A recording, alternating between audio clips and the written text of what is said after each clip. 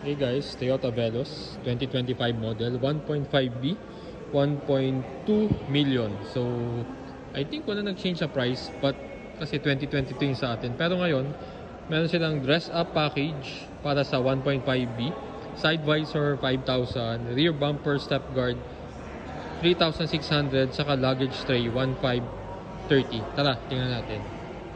So ito yung visor. Ayan, di ba? Pag umuulan, so napaka-importante niyan para pwede kayo magbukas ng bintana ng konti. Ayan, oh. So maganda siya, medyo dikit. Saka may logo siya ng Toyota. So nasa loob. So medyo malinis, wala yung naka print sa labas. So yun, malinis yung pagkagawa, guys. So that's a check. Ewan ko na sa price, guys. So ito sa likod, ayan din. So manipis siya. Kung makikita nyo, manipis. Yung iba kasi may issue daw dito. Pag sinarado, hindi siya masarado ng ayos, tapos nag-i-indicator doon na bukas. So hopefully pag dito, kasi since kasa, wala siguro yung issue to. Tapos luggage tray to din. Tapos parang may ganyan nakalock. So yun lang. Yun yung tatlong accessories na ino-offer dito ni Toyota. So sa Toyota Santa Rosa to, dito sa Laguna, and as you can see, this is the V model, top of the line. So alam niyo naman, guys, meron tayong 2022 model na V variant na pearl white.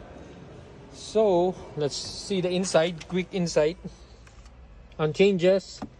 Ito wireless na charger, maganda to, gumagana na to, guys. Marami na nagpatunay. So unlucky yung mga naunang batch, may issue. So ayun, guys, kung may issue kayo, comment down below. So ayan, wala akong nakikitang difference sa lahat na nakikita ko. Ito lang talaga.